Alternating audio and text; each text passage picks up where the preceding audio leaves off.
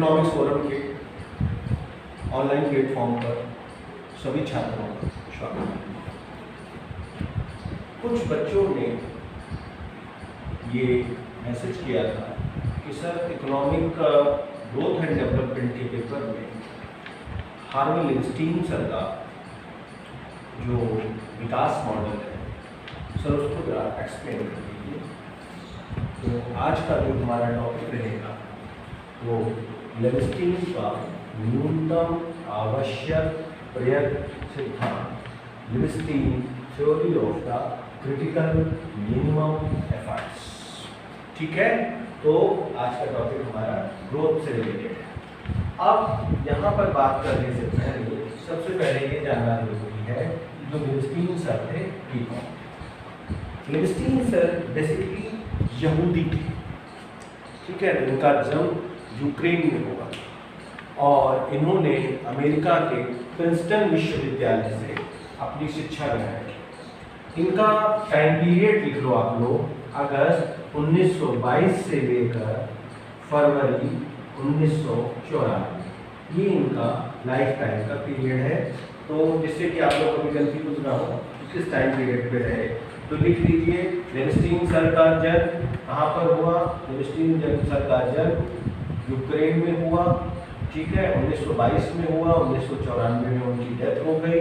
यह प्रिंसटन विश्वविद्यालय यूएसए में जो स्थित है वहाँ पर उन्होंने शिक्षा प्राप्त की और यह अमेरिकी मूल के यहूदी अर्थशास्त्री थे। ये लिविंगस्टीन सर अमेरिकी मूल के कैसे अर्थशास्त्री थे? यहूदी अर्थशास्त्री थे, ठीक है। अब तो इतना यहाँ पर उसको साफ कर दें।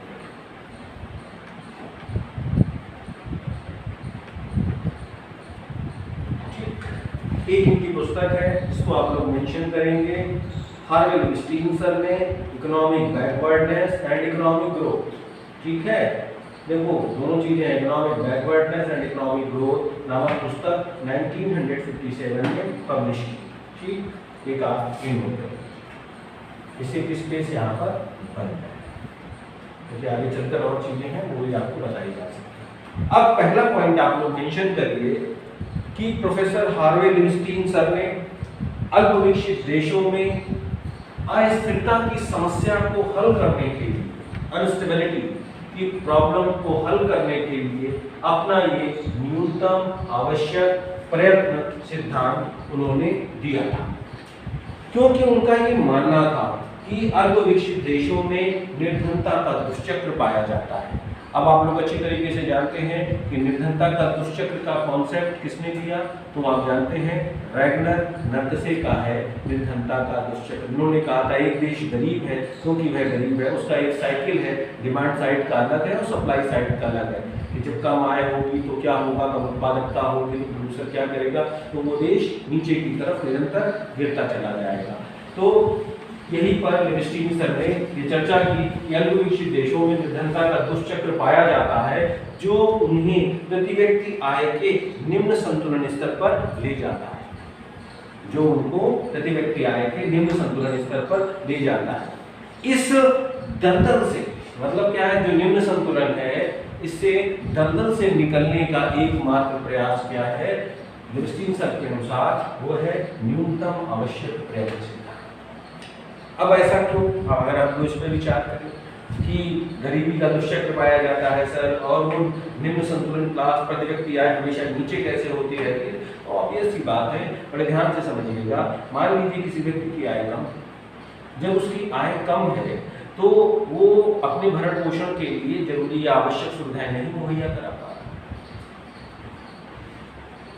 जब वो विवाह कर लेता है, शादी कर लेता है, जब उसके संतान होती है तो वो ये सोचता है कि भाई अभी हम 2 हैं, अगर हमारे 2 बच्चे हो जाएंगे तो हमारे हाथ 6 हो जाएंगे, 8 बच्चे हो जाएंगे तो हमारे हाथ और बढ़ जाएंगे। तो अधिक आय की लालसा में वो अधिक संतानोत्पत्ति करता है कि हमारे और अधिक होंगे तो हमारी आय बढ़ेगी। तो जब आय लगातार बढ़ती जाएगी, मतलब जब जनसंख्या बढ़ती जाएगी, तो जो बढ़ी हुई जनसंख्या है वो आय के उस भाग को और हड़प लेगी। जैसे जैसे मान लीजिए जनसंख्या बढ़ेगी तो वैसे वैसे क्या होगा, उन व्यक्तियों का उपभोग भी बढ़ेगा। और जिस हिसाब से आप अच्छी तरीके से जानते हैं कि जिस हिसाब से आय बढ़ती है वो उस हिसाब से नहीं बढ़ता, ठीक है। अब यहाँ पर वो कीन्स की थ्योरी थी, उन्होंने होल इकोनॉमी में दी थी, वहाँ पर बात की जा रही है दूसरे व्यक्तियों की, यहाँ पर बात की जा रही है विकासशील देशों की। तो दूसरे तरीके से हम ये कह सकते हैं कि लिबस्टीन सर ने जो अपना मॉडल दिया वो किन देशों से रिलेटेड था, अर्धविकसित देशों से था। अब अर्धविकसित शब्द को समाप्त कर दिया गया है, उसकी जगह विकासशील देश कहा जाता है। तो उनका ये मॉडल विकासशील देशों में था। अब विकासशील देशों में जो लोग पढ़े लिखे नहीं है, जो लोग निम्न संतुलन के हैं, जो जिन लोगों की आय कम है, वो अधिक संतान उत्पत्ति के चक्कर में अधिक बच्चे पैदा कर देते हैं, जिसके कारण क्या होता है, आय उस हिसाब से बढ़ नहीं पाती और उनका उपभोग बढ़ता जाता है। इस समस्या को हल करने के लिए लिबस्टीन सर ने अपना मॉडल दिया था और उन्होंने बताया था कि न्यूनतम मात्रा में निवेश करना चाहिए, ठीक है। दूसरी चीज लिबस्टीन सर ये कहते हैं कि प्रत्येक अर्थव्यवस्था में दो कंपोनेंट्स कितने होते हैं, दो होते हैं। एक होता है क्या, शॉक्स, ठीक है, झटके, और दूसरा होता है प्रोत्साहन। लिबस्टीन सर के अनुसार प्रत्येक अर्थव्यवस्था में दो कंपोनेंट्स होते हैं, एक होता है झटके शॉक्स और एक होता है स्टिमुलेंट्स, जिसे कहते हैं प्रोत्साहन। विकासशील देशों में प्रोत्साहन की कमी होती है और झटकों की मात्रा अधिक होती है। झटके अर्थव्यवस्था को नीचे की ओर ले जाते हैं और प्रोत्साहन अर्थव्यवस्था को ऊपर की ओर लाते हैं। सहमत हैं इस बात से? तो अब लेकिन जो विकासशील देश है वहां पर संख्या कितनी ज्यादा है, शॉक्स की संख्या ज्यादा है। जब शॉक्स की संख्या ज्यादा है, प्रोत्साहनों की संख्या कम है, तो ऑब्वियस सी बात है झटके अर्थव्यवस्था को नीचे की ओर लाने का निरंतर प्रयास करते रहेंगे, ठीक है। अतः और ये जो झटके हैं ये प्रति व्यक्ति आय को घटाने का प्रयत्न करते हैं, प्रोत्साहन उसे बढ़ाते हैं, ठीक है। अब इनका जो ये मॉडल है ये न्यूनतम प्रयास है। एक थ्योरी और है जो आप लोगों ने पढ़ी होगी, इसका नाम है रोजस्टीन-नोडान की बिग पुश थ्योरी। रोजस्टीन-नोडान ये कहते हैं कि अगर अर्थव्यवस्था को हमको ऊपर की तरफ लाना है तो छोटे छोटे प्रयासों के द्वारा अर्थव्यवस्था को ऊपर की तरफ नहीं लाया जा सकता है, उसके लिए अर्थव्यवस्था में बड़ी मात्रा में निवेश का किया जाना है। और उदाहरण आप समझ लीजिए, आपको आसानी से समझ में आ जाएगा। मान लीजिए एक व्यक्ति सो रहा है और अपनी गहरी नींद में है, अगर हम उसको छोटे छोटे प्रयासों से जगाने का प्रयास करते हैं तो वो व्यक्ति नहीं उठता है, लेकिन किंतु जब हम उसे जोर से झटका देते हैं, जब वो नीचे गिर जाता है तो एकदम से उठ जाता है। मतलब उसी तरीके से हमारी अर्थव्यवस्था है। विकासशील देशों के सामने जो सबसे बड़ी समस्या है वह है पूंजी निर्माण की समस्या, कैपिटल फॉर्मेशन। अब जब तक देश में पूंजी निर्माण नहीं होगा, कैपिटल फॉर्मेशन नहीं होगा, तब तक कैपिटल फॉर्मेशन कौन करता है, उद्यमी करते हैं। अब जो कैपिटल फॉर्मेशन उद्यमी करते हैं, जब उद्यमी के पास कैपिटल फॉर्मेशन नहीं होगा, वो पूंजी निर्माण नहीं करेंगे, मतलब जब वो अर्थव्यवस्था में निवेश नहीं करेंगे, पूंजी निर्माण नहीं। रोडान सब कहते हैं कि अर्थव्यवस्था में बड़े निवेश की मात्रा है, बड़ी मात्रा में निवेश करना चाहिए और विकासशील देशों के पास इतने संसाधन नहीं होते कि एक साथ वो समूची अर्थव्यवस्था पर निवेश कर सकें।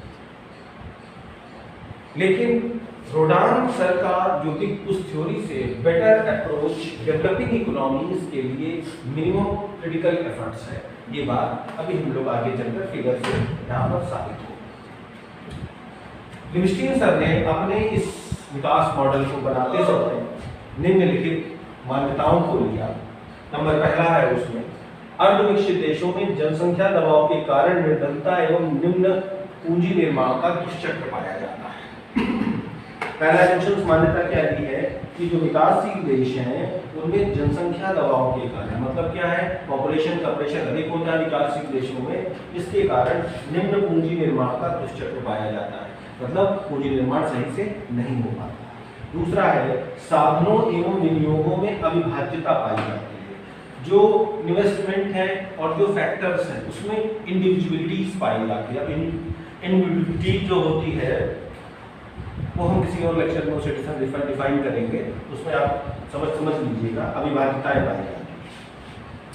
तीसरा है आर्थिक विकास के लिए पर्याप्त मात्रा में वांछित प्रोत्साहन या प्रयास उपलब्ध नहीं होते। जैसे हमने कहा यहाँ पर ऊपर कि अर्थव्यवस्था में प्रोत्साहनों का अभाव रहता है, विकासशील देशों में झटके की संख्या अधिक होती है।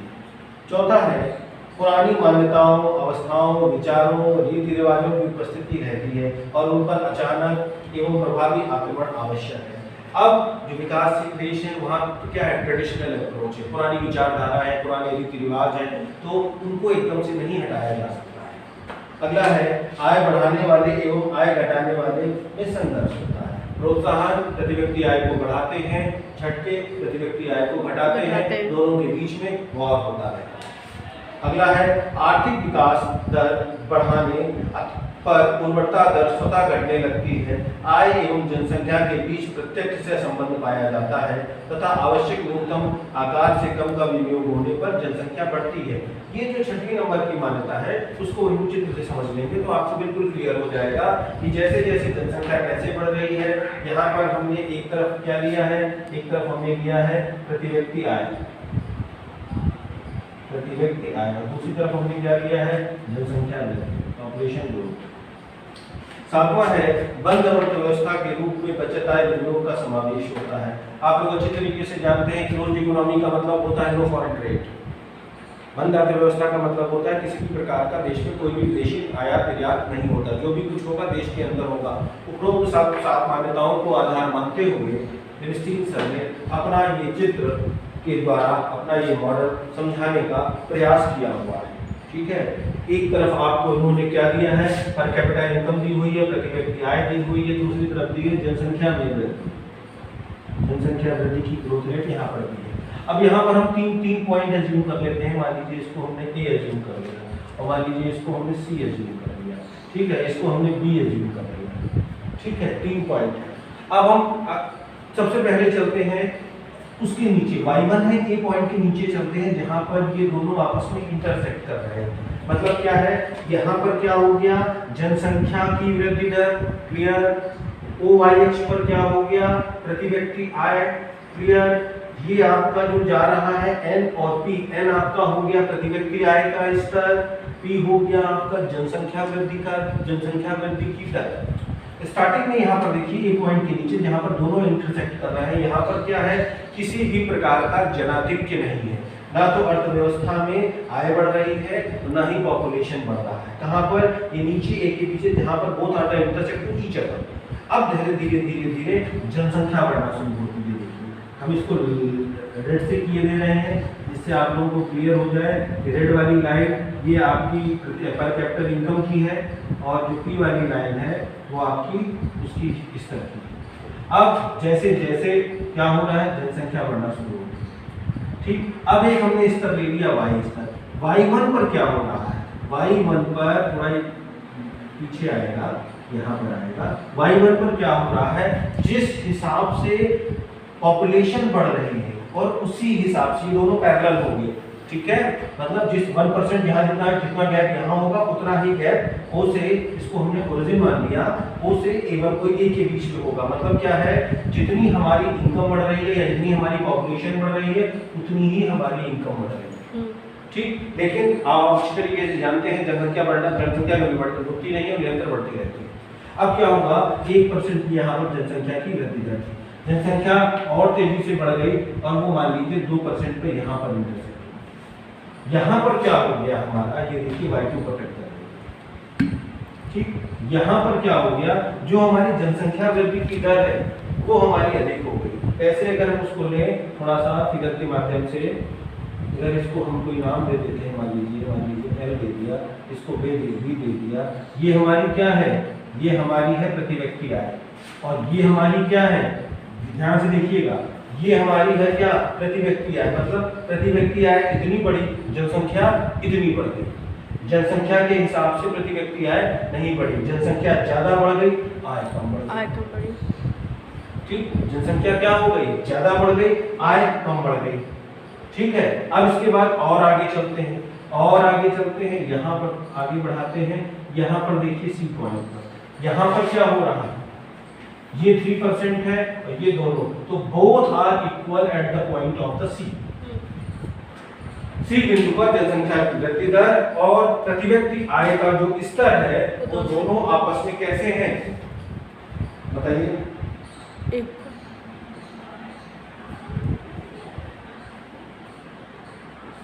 वो दोनों आपस में कैसे हैं, बराबर है। या अब अनुकूल कब होगा, अनुकूल स्थिति तब होगी जब आय वृद्धि की दर अधिक बढ़े और जनसंख्या वृद्धि उससे कम बढ़े। क्या हो, जनसंख्या कम बढ़े, लोगों की आय अधिक बढ़े। इस स्तर के बाद आपने यहाँ पर देखा है, अब देखिए यहीं पर एक चीज और दिखाई दे रही है, यहाँ पर आप देखिए ये प्रति व्यक्ति आय है, ठीक है, ये प्रति व्यक्ति आय का स्तर है और ये जनसंख्या का स्तर है, ठीक है। अब यहाँ पर देखिए आप कि प्रति व्यक्ति जो पॉपुलेशन है वो पीछे की तरफ जाने लगी है, ठीक है, पॉपुलेशन पीछे की तरफ जाने लगी है और देखिए जनसंख्या जो प्रति व्यक्ति आय है ऊपर की तरफ जाने लगी है। मतलब क्या हुआ, इस स्थिति में जनसंख्या जो वृद्धि की दर है कम हो जाएगी जब लोगों की आय निरंतर बढ़ती रहेगी पॉपुलेशन के अकॉर्डिंग। तो जब लोगों को अधिक आय मिलने लगेगी तो उनके रहन सहन का स्तर भी ऊंचा हो जाएगा। जब रहन सहन का स्तर ऊंचा हो जाएगा तो वो इसी बिंदु पर वो ये सोचने लगेंगे कि अब हमें ज्यादा संतान उत्पत्ति नहीं करनी है, क्योंकि उनके आय का स्तर, जो उनकी जीवन का स्तर है वो ऊंचा हो जाएगा, रहन सहन का स्तर अच्छा हो जाएगा। तो वो क्या सोचेंगे कि अब हमें अब जो हमारे पास जितने बच्चे हैं, कम बच्चे हैं, उन्हीं को हम अधिक से अधिक अच्छी तालीम दें। तो जब उनके मन में ऐसा विचार आएगा विकासशील देशों में, तो जनसंख्या वृद्धि की दर कम हो जाएगी और प्रति व्यक्ति आय का स्तर उतना बढ़ जाएगा। इस चित्र के माध्यम से लेविस्टीन सर ये बताना की प्रयास कर रहे हैं कि अर्थव्यवस्था में वह कितना न्यूनतम प्रयत्न करना चाहिए जिससे कि जनसंख्या वृद्धि की दर कम हो जाए और प्रति व्यक्ति आय का स्तर बढ़ जाए। अर्थव्यवस्था में किसको बढ़ाना है, प्रोत्साहनों को बढ़ाना है। अर्थव्यवस्था में किसको कम करना है, अर्थव्यवस्था में झटकों को कम करना है। एक बहुत इंपॉर्टेंट पॉइंट वो भी आप नोट कर लीजिए। लेविस्टीन सर के अनुसार उद्यमी, निवेशकर्ता, बचतकर्ता, उद्यमी, निवेशकर्ता, बचतकर्ता और नवप्रवर्तक, कौन कौन सा, 4 लोग हैं। उद्यमी एंटरप्रेन्योरशिप, बचतकर्ता निवेशकर्ता जो निवेश कर रहा है और नवप्रवर्तक को हम लोग क्या कहते हैं, इनोवेटर्स, ठीक है।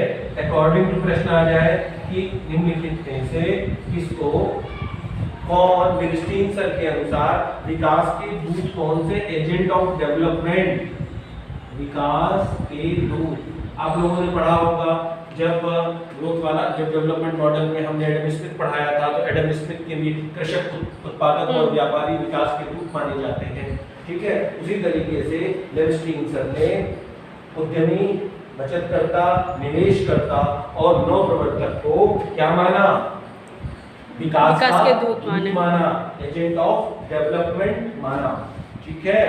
ये class basically BA third year के बच्चों के लिए है, क्योंकि जो बीए थर्ड ईयर के बच्चे हैं उनके में पेपर है ग्रोथ एंड डेवलपमेंट का। ये कंपटीशन के पर्पस से नहीं है, ये केवल बीए थर्ड ईयर के बच्चों के पर्पस से है। तो बच्चों को सबसे पहले लेविस्टीन सर के बारे में बताना है कि यूक्रेन के अर्थशास्त्री थे, यहूदी मूल के थे, अमेरिका में थे, वहां पर किया, उनकी ये मान्यताएं थी। उन्होंने बताया कि अर्थव्यवस्था में किस तरीके से स्टैग्नेशन की अवस्था को दूर करने के लिए लेविस्टीन सर ने एफर्ट्स किए। अर्थव्यवस्था में झटके और प्रोत्साहन दोनों होते हैं। झटके अर्थव्यवस्था में प्रति व्यक्ति आय को गिराने का प्रयास करते हैं, प्रोत्साहन उन्हें बढ़ाने का प्रयास करते हैं। तो इसकी जोड़ान से मिडल ईयर थ्योरी है, क्योंकि वो ये कहते हैं बड़ी मात्रा में निवेश किया जाना चाहिए, जबकि विकासशील देशों के पास इतने साधन नहीं होते कि अर्थव्यवस्था में बड़ी मात्रा में निवेश कर सके। न्यूनतम मिनिमम हमें कितना करना है कि अर्थव्यवस्था हमारी क्या हो, नीचे से ऊपर की तरफ चलने लगे। मतलब लेविस्टीन सर क्या कहते हैं, अर्थव्यवस्था को मिनिमम एफर्ट्स कितना है, न्यूनतम प्रयास कितना है जितने की अर्थव्यवस्था ऊपर की तरफ चलने लगे। इसके लिए उन्होंने अपना मॉडल बताया, निम्नलिखित मान्यताओं को माना। एक ने प्रति व्यक्ति आय लिया, एक तरफ जनसंख्या वृद्धि के स्तर को लिया। शुरुआत में दोनों इक्वल होते हैं, धीरे धीरे जनसंख्या बढ़ती है, आय बढ़ती है, लेकिन अब वो कहते हैं बेटर कहाँ पर होगा, बेटर वहां पर होगा जहां पर आय में वृद्धि की दर अधिक हो, जनसंख्या वृद्धि की दर कम हो जाए। जब लोगों की आय अधिक होगी, जनसंख्या कम हो जाएगी, तो लोग पॉपुलेशन को कंट्रोल करने का प्रयास करेंगे। समझ में आए, लोग क्या करेंगे, पॉपुलेशन को कंट्रोल करने का प्रयास करेंगे, और जैसे ही कंट्रोल करने का प्रयास करेंगे अर्थव्यवस्था में लोगों की आय अधिक हो जाएगी, आय से लोग मांग बढ़ाएंगे, उत्पादन बढ़ाएंगे और धीरे धीरे अर्थव्यवस्था ऊपर की तरफ बढ़ जाएगी। ठीक है, और जो भी आप लोगों से रिलेटेड प्रॉब्लम्स हैं वो आप हमें कमेंट्स करके पूछ सकते हैं। Thank you for the class.